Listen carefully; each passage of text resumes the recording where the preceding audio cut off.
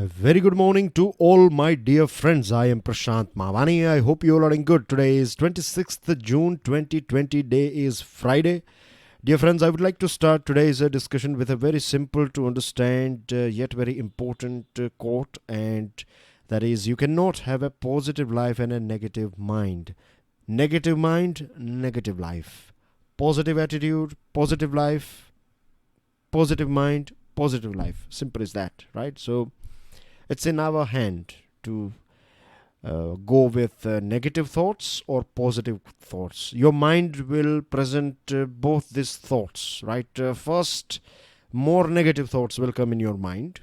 I think it all depends, right? How positive you are. But generally, if you are getting negative thoughts, then hold on, right?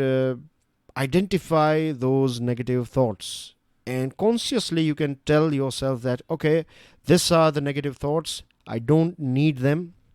What about the positive thoughts, right? What are the best things that I can see in this situation, right? Think about it. And then you will find that all of a sudden you will have a smile on your face.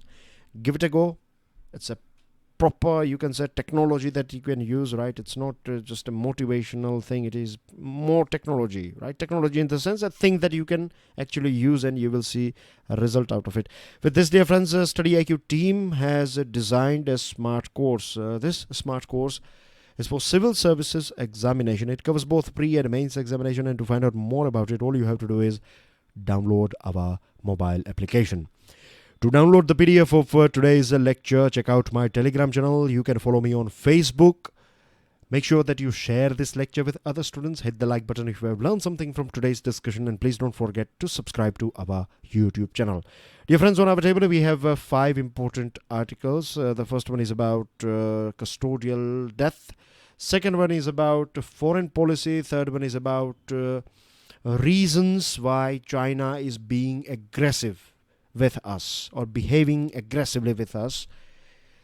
The fourth one is going to be about drug abuse. Last one is about importance of PDS, and I'm going to share my own thought about it. And then we are going to go through some important news items. So it's very sad, it's very unfortunate that in Tamil Nadu, a father-son duo, they were arrested. Arresting them was not a big deal, but the thing is that they are no more.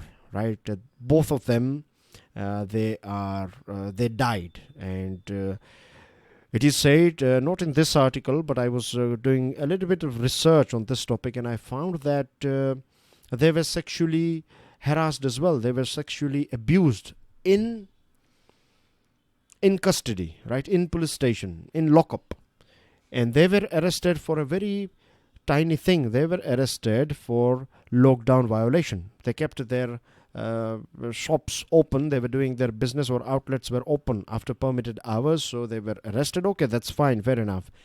But how can they die, right? Why you need to torture them this much that a person will die? And torturing or beating someone, this is something that we take very lightly. We are so used to with it that police beating people, and see, use of necessary force, that's a different thing altogether. But just someone, you have got someone and you start beating that person in police station, this is also illegal, right? And there is no police book in which it is said that you can beat. If someone has done something wrong, that's fine, we have rules and regulations for it, but you cannot beat people, you cannot hit them, you cannot sexually abuse them. It's a good thing that Madras High Court took suo motu cognizance. I'm sure you would be aware about this suo motu cognizance. What it is all about is that judiciary has these powers, that in case, it's not always necessary that someone will file a case and then judiciary will act on it. If judiciary finds that something has gone wrong, something is not right, then it can take action on its own. Right? So that's what Madras High Court has done. It has decided to monitor the progress to the statutory magisterial probe, and this autopsy or this post-mortem will be videographed so that there are no so this evidence are not fabricated or compromised. One interesting point that I find in this article, and if we read between the lines, then we find that Chief Minister of Tamil Nadu has announced a compensation of 10 lakh each for the father and for the son. So the family will get 20 lakh rupees.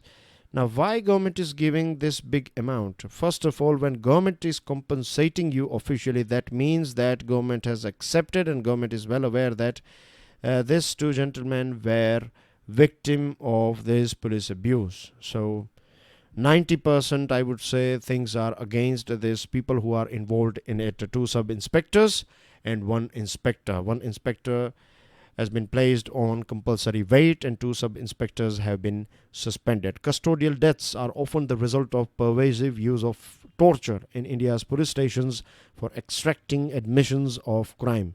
But it is not uncommon, regrettably, for the police to use their power and authority to settle personal scores.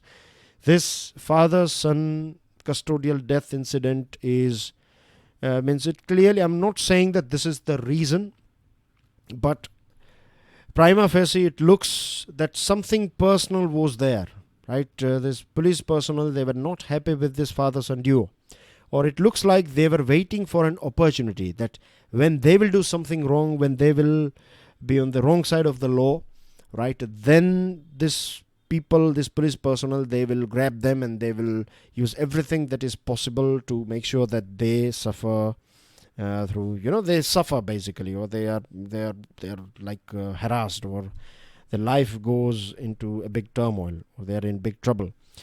So their offense would have only attracted section 188 of IPC for disobeying the time restrictions ordered by the public servant, but they were also booked under section 383 extortion by threat and section 506 subsection 2 criminal intimidation. So when you add this section 383, 506, you are taking this small offense into a new zone, right, where you can ask for remand.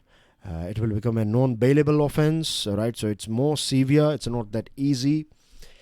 So that's what they have done. They have used the law. They have abused, in fact, not used, I would say, they have abused the power. They have abused the knowledge of law that they have to trap this father-son duo. Unfortunately, they are gone now, right? They are dead, both of them, father and son. And let's hope that this thing will be, it will reach its logical as well as judicial conclusion. And let's hope that those people who are involved in this crime, they are punished. And let's hope again that this will set an example. This is not the first time. Right? Custodial death or custodial torture is very common. You won't believe this thing, right? But if you have some police friends, then you can ask them. United Nations, right? UN has banned waterboarding. Waterboarding is a thing that you hold someone and then you put a piece of cloth or towel or something on that person's. You cover his or her face and then you pour water on it. So it will fill up your lungs and you will feel like you are about to die. And then they will take away that towel and that person will vomit and throw away all the water. So this will create, it will mentally break someone. This is not allowed even on terrorists. These waterboarding techniques are used on so many people in our country, right?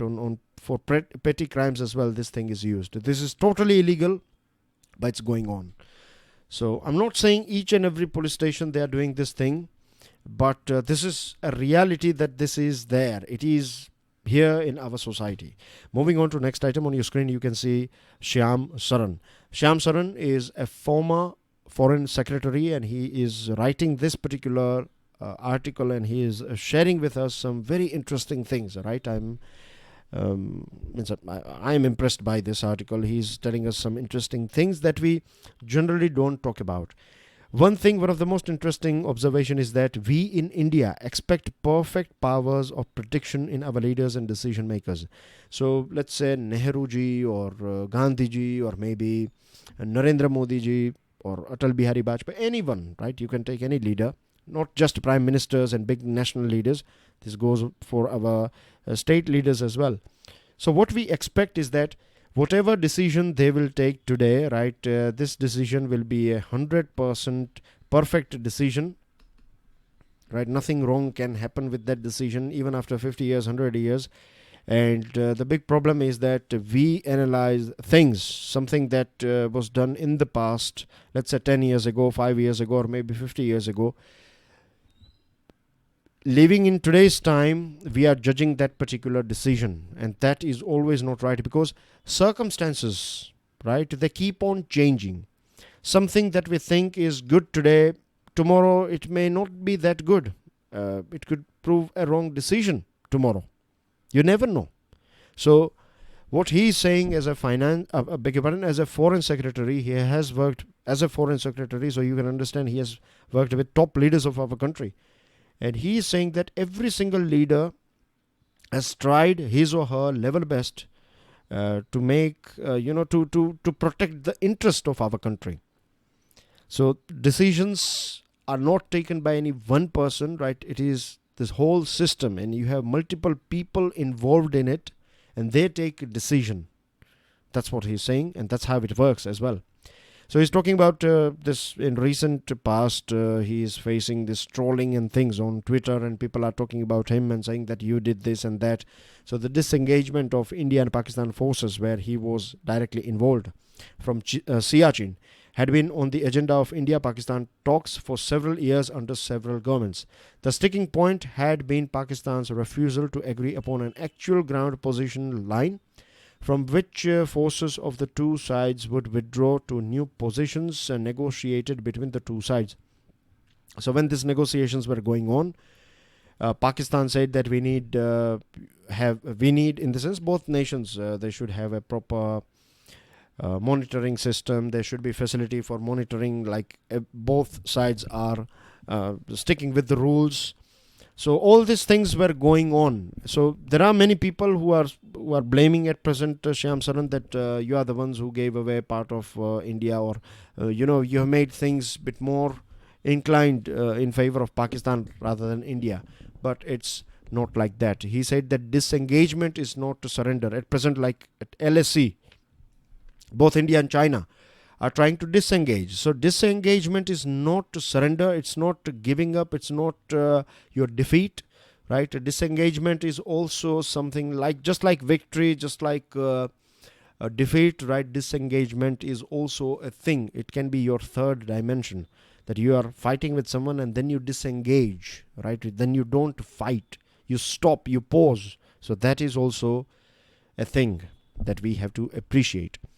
He's also talking about Prime Minister's all of the sudden visit to Pakistan. Remember, then Pakistan Prime Minister and Indian Prime Minister, they interacted with each other. The most recent discussion was on this Xi Jinping's visit to India at Mamallapuram. And after Doklam, Prime Minister Modi visited China, Wuhan. Then Wuhan summit, Mamallapuram summit. This summits should have stopped this sort of LSE type or the things that we are witnessing at LSE, this engagement between both the forces.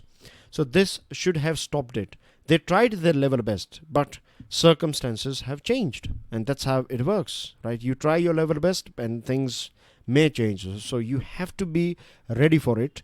There is nothing that is going to stay permanent.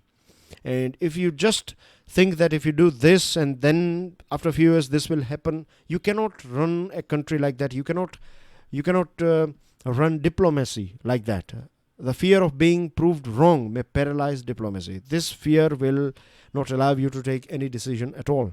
And the tendency to be wise after the event can be very damaging to foreign policy formulation. Tendency to be wise after the event, it's like best example is cricket.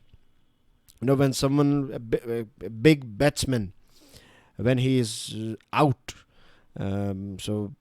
people talk about like, you should have played this ball like that and you should have done this thing and that thing. Okay, it's fine. After the event, we can analyze it, and if we can learn something from that. But the next time you are going to get out, right, it's going to be a different thing. So circumstances, they change. And talking about something after the event is easy. When you are involved in that event and finding a best solution, that's also a different thing. So this article is not an excuse, but this is just an explanation like how things work, right? As a diplomat, you have to do whatever you think is best, and it's not just you, the whole system will decide what's right for the nation, and then you find the best possible route, right, with minimum future damage. Despite holding various leaders to account for this or that error of judgment, there has been general acknowledgement that irrespective of their ideological or political persuasion, successive governments have upheld India's interests firmly and judiciously. This is a statement directly coming from Shyam Saran. What he is saying that he has worked with UPA leaders, he has worked with NDA leaders, and up to best of his knowledge, right, his experience, successive governments have held or have upheld, not held, sorry, they have upheld, they have done everything that is possible to protect India's interest. They may be from Congress, they may be from BJP, it doesn't matter. When they are leaders, when they are prime ministers, or when they are foreign secretary, or but not secretary, but foreign minister or something else, that they do their level best to protect India's interest. It's not about their party anymore, right? It's more than that. So that's basically everything, right? And let's move. And one more point that, of course, I would like to talk about is this domestic politics. When something becomes part of, when diplomatic topic becomes part of your domestic politics, then it becomes very difficult for diplomats as well as for the foreign office or the foreign ministry to take decision on that particular topic. For example, Pakistan. Now, just imagine if Prime Minister Modi will tell tomorrow that we need to have a discussion with Pakistan, and Pakistan is our neighbor, right?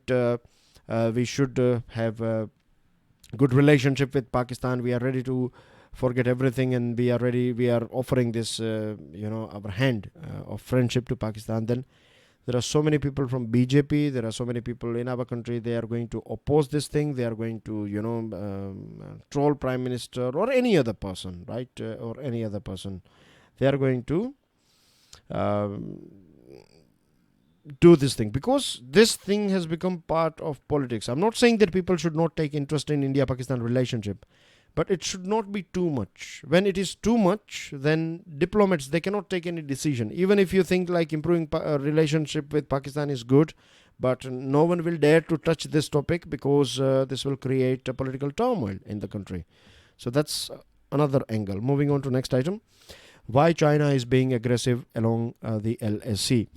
Right, a few days ago we talked about this thing, remember that we have discussed that there are a few reasons why China is misbehaving or behaving aggressively with India. And as we know that at LSC, across the LSC, there are various different locations like Galwan Valley, Hot Spring, and there are other points as well where things are like fingers, Pangong So Lake, and there are other places where this head-on-head or Indian army as well as Chinese army are having a standoff. Despite multiple rounds of military-level talks, tensions are unlikely to ease given the complexity of the ground situation. Remember back in 2017, Doklam standoff that lasted for 70 plus days. And at that point of time, India was very careful. India was not speaking that much openly about China. But nowadays, when I say nowadays, I mean to say after 2017, we find joint statements, not direct but indirect mention of China, Asia Pacific countries with like let's say Australia. We are talking about Quad, and then the whole world knows that Quad is to control China. Freedom of navigation, we have talked about it, that is again about China. So I'm not saying directly we are saying that China is doing this and that. We are indirectly saying that there should be freedom of navigation in Indian Ocean, and the countries who are not a littoral state or a country that is not littoral, that means a country that is not sharing its water boundary with Indian Ocean should stay away from it. Talking about Hong Kong disputes or talking about disputes with China's disputes with Taiwan. So all these things have triggered China. There is a thing called salami slice strategy. I'm going to be using one example that will help you understand. So let's say this is a piece of land. This is India here and this is China here, right? So if China will grab this whole portion, then of course there will be a war with India, isn't it? Because what China has done is this portion is Indian portion, this portion is Chinese portion. So if China will grab this whole portion, then of course there is going to be a war. But what if, let's say, if we talk about this portion, what if China will acquire just a small dot here? Right? This will create troubles for India, but it will not lead to a war. Then again, after a few years, maybe you will grab a little bit portion here, little bit here, little bit here. So engagement, discussions, issues, problems will arise, but not a war. That's what salami slice strategy is all about.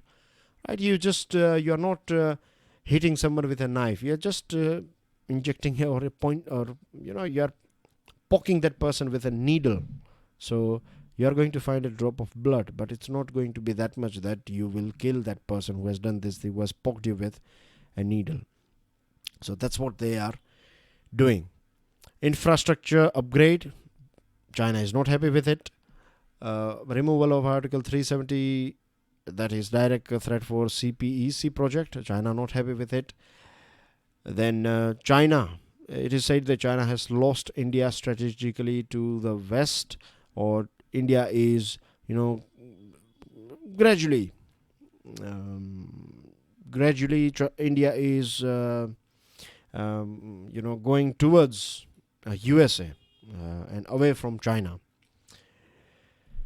See, the thing is, China is a bit different at present. There was a China that used to believe in hiding its capacity and, sticking with its goals, peaceful development. That era is over. China knows this thing for sure, that at present global economic situation is not that great. And China's pockets are quite deep. That means China is having huge amount of money in its pocket. So it's a rich country. Rich in the sense that the government, they have money basically. USA wants to stay away from global matters, right? They have a very isolationist president. USA does not want to pay for security of other countries. USA does not want to pay for so many things, right? Basically, under Mr. Trump, USA wants to get rid of all this responsibility. It wants to look after its own back rather than the whole world. And without looking after other people, you cannot claim yourself as a superpower.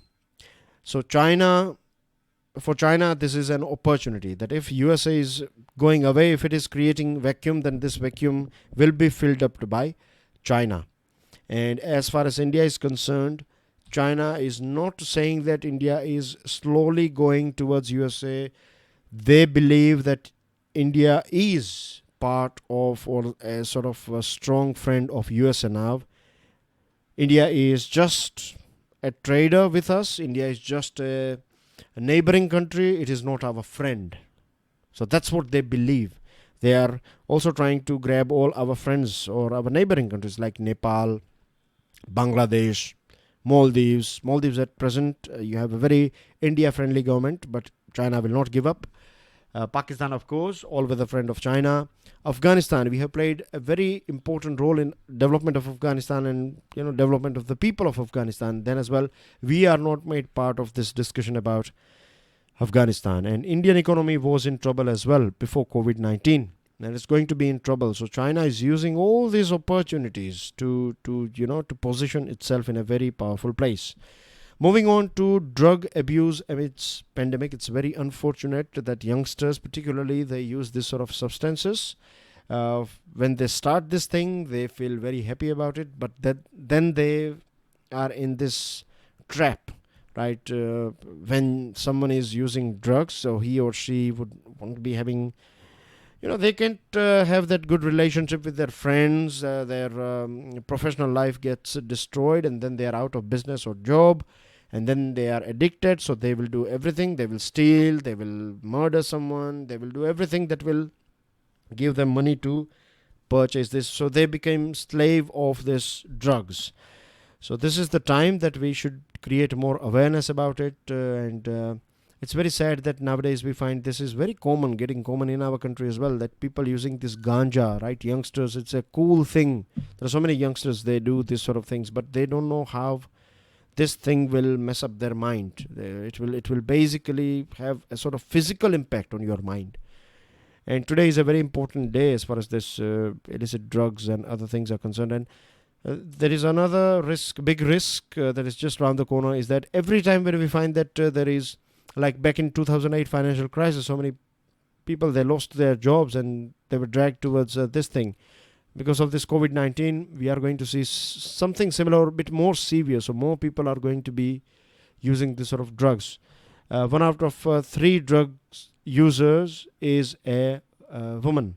But women represent only 1 out of 5 people in treatment. People in a prison settings, minorities, migrants, immigrants, particularly displaced people are displaced people also face barriers to treatment due to discrimination and stigma. 269 million people used drugs in 2018, and so it's going up, and that's a very sad thing. Government, societies, NGOs, health organizations, families, individuals need to work together to stop this thing in our country as well as around the world. Moving on to the last item of the day, it's about a PDS, public distribution system. Public distribution system plays a very important role in providing relief to people, particularly food grain. It has helped so many people during national lockdown as well. Now, the thing is, PDS is not a perfect thing, but then as well, it is one of the most effective instruments to reach people in current situation. There was one survey conducted by Azim Premji University students, and they found, university, not students, but university, and they found that out of total respondents, 89% of rural respondents said that they got they got food grain from PDS shop. 69% respondent said that they got food grain from this urban respondents said that they got food grain from this government ration shops. So that's good enough coverage. As far as cash transfer is concerned, only 30% household got cash transfer under Jan Dhan transfer. Now this article is saying that we need to continue with PDS and not cash transfer. I'm going to throw some more light on it, but let's first go through some facts here. Under National Food Security Act, 60% of our current population is covered under this NFSA, so they will get this food grain under using their ration cards. And Tamil Nadu, Andhra Pradesh and Telangana, these are few states, they have used their own state budgets to cover more people, so that's a good thing.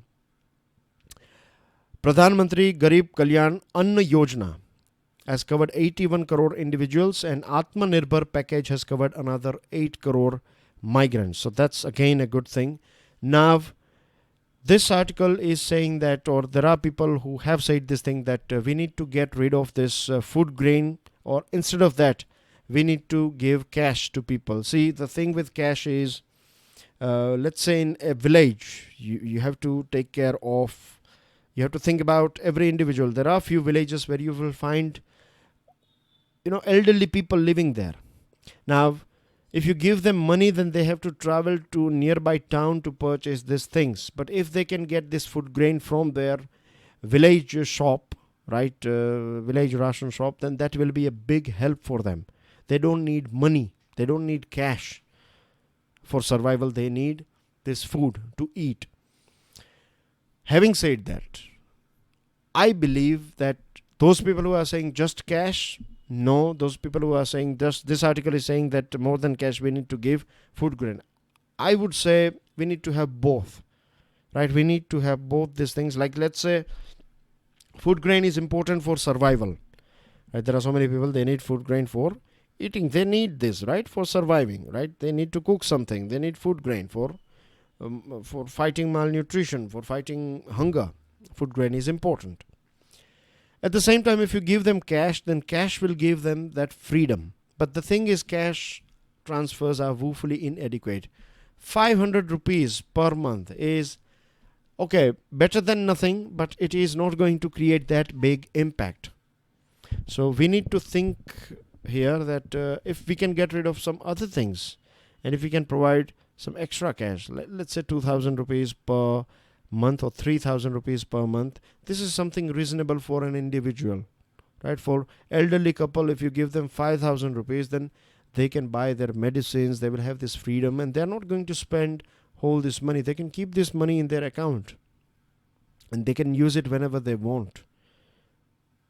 So this will give them a sense of freedom. If they want to purchase something, let's say hair oil, or if they need some medicine, or if they have whatever they need, right, they will have this freedom that they can use it. So 3,000, 4,000, something like that we need to, but 500 rupees is nothing, as we all know today, right?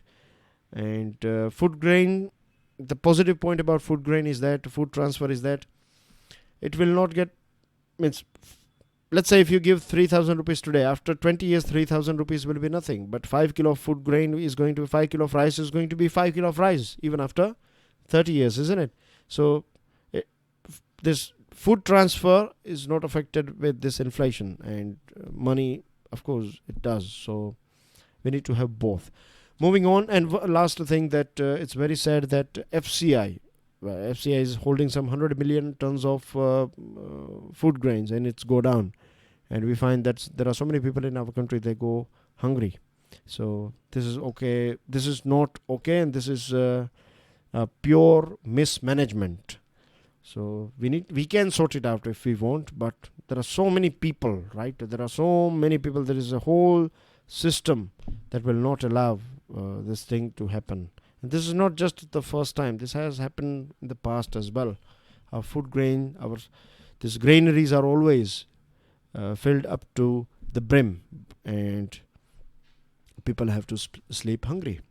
That's very unfortunate. These are your news items, dear friends, right? These are some main headlines. So I want you guys to download the PDF and go through it. Very easy to understand. 26 June is observed as International Day Against Drug Abuse and Illicit Trafficking. And that's everything. I'll see you soon. Till then, enjoy your studies. God bless you all. Jai Hind.